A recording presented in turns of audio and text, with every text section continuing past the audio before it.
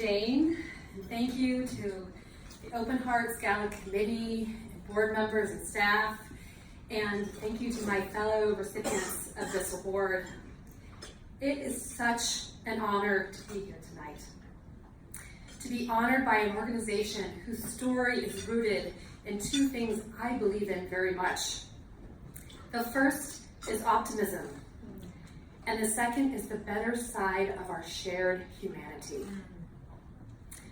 When I was inspired to start Project Glimmer in 2009, the world was a pretty rocky place. The housing market had just collapsed, the stock market had plummeted, and the entire world was entering an uncertain time of great financial crisis. And even those of us with jobs and savings were uncertain about our futures. It was also a very rough time for me personally. I just finished a hard year in 2008 that began when I found a lump under my left arm, which turned out to be an aggressive form of breast cancer. And I was required to take off much time from work so I could have chemotherapy and radiation. And at the same time, you won't believe this, I became a mother. Almost overnight, I went from the fast-paced, high-powered world of venture capital deal-making to fighting for my life and caring for a newborn.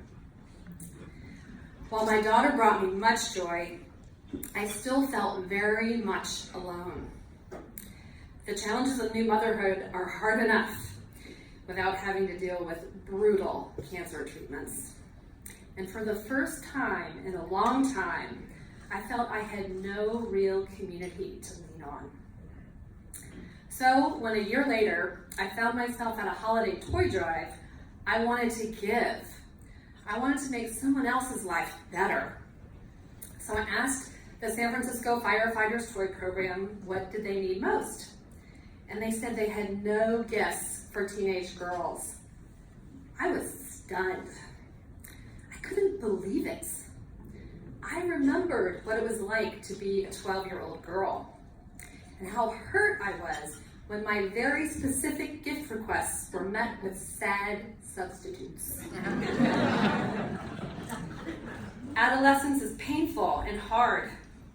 It is a delicate time when we first begin to form our identities. So when needs are dismissed, we can't help but feel invisible. I knew I was loved, but I still felt hurt and misunderstood.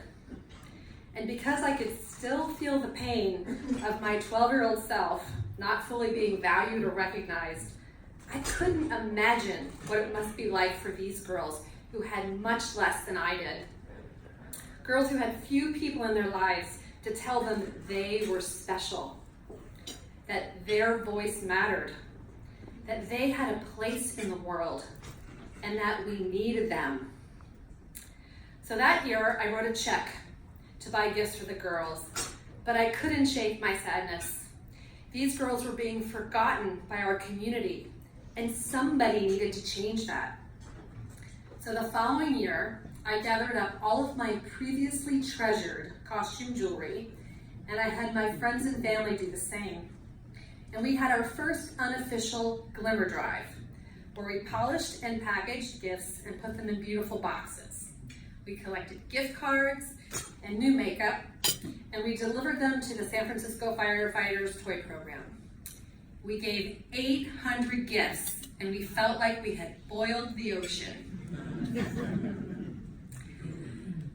But we didn't stop there, and over the last 10 years, with the help and support and leadership of our outstanding Project Glimmer team and board, we built gift-giving partnerships and a social supply chain that allows us to reach more than 200 cities, 38 states, and we have served almost 500,000 women and girls.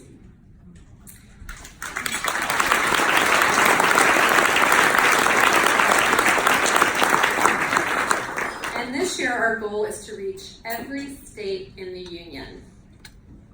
So our mission at Project Glimmer is to inspire at-risk teenage girls and women to believe in themselves by by letting them know their community cares, not just during the holidays, but year-round. That's why we started Days of Empowerment, where we bring together foster girls and successful women who shared many of the same struggles. We partner with companies like Google and invite the girls to have their hair and makeup done, get professional headshots, and participate in career-building workshops where they find their magic, their special skills, and create their own personal, positive stories. The last part is that they get to listen to a panel, and it usually has a celebrity moderator, Jane, who started out just like them. And the girls can hear coping stories and learn how they did it and become inspired. Because we at Project Glimmer believe that you cannot be what you cannot see. So in closing, I want to thank everybody here who really cares about our community and all the people in our community that are not as lucky as we are.